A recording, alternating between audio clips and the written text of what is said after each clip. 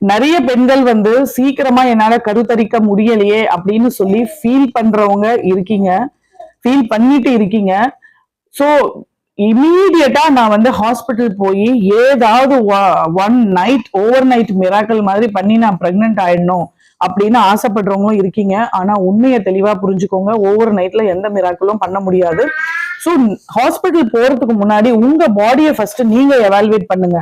உங்களோட ஓவுலேஷன் கரெக்டா இருக்கா, உங்க உடம்பு சரியா இருக்கா அப்படின்னு சொல்லி நீங்க ஃபர்ஸ்ட் அதை தெரிஞ்சுக்கணும். எப்படி வந்து நேச்சுரலா நான் ஓவுலேஷன் எந்த கரெக்டா இருக்குன்னு தெரிஞ்சுக்கணும்னு நீங்க நினைச்சீங்க அப்படின்னா இந்த வீடியோ உங்களுக்கு பயனுள்ளதா இருக்கும். ஸோ நம்மளோட பாடியில நேச்சுரலி நம்ம ஓவுலேட் பண்றோம், அந்த ஓவுலேஷன் டைம்ல எக் ரிலீஸ் ஆகுறது எல்லாமே நார்மலா கரெக்டா இருக்கு அப்படின்னா உங்களுக்கு 3 சிம்டம் கரெக்டா தெரியுங்க.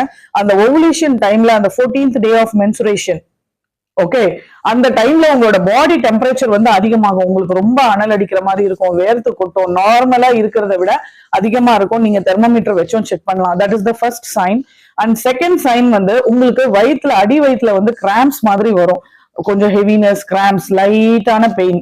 ஸோ அது ரெண்டாவது சைன். மூணாவது வந்து உங்களுக்கு சர்விக்கல் மியூக்கஸ் வந்து உங்களுக்கு டிஸ்சார்ஜ், ஒயிட் டிஸ்சார்ஜ், கொஞ்சம் திக்கா ஜெல்லி மாதிரி ஒயிட் டிஸ்சார்ஜ் வரும். ஸோ இந்த 3 சைனும் இருக்கு அப்படின்னா நீங்க கரெக்டா ஓவுலேட் பண்றீங்க, உங்களோட எக்கு நல்லா வளர்ந்து ரிலீஸ் ஆகுது அப்படின்னு அர்த்தம். அந்த பர்ஃபெக்டான டைம்ல நீங்க இன்டிமேட் ஆனீங்க அப்படின்னா உங்களுக்கு பிரெக்னன்சி கன்ஃபார்ம், நிறைய வாய்ப்புகள் இருக்கு.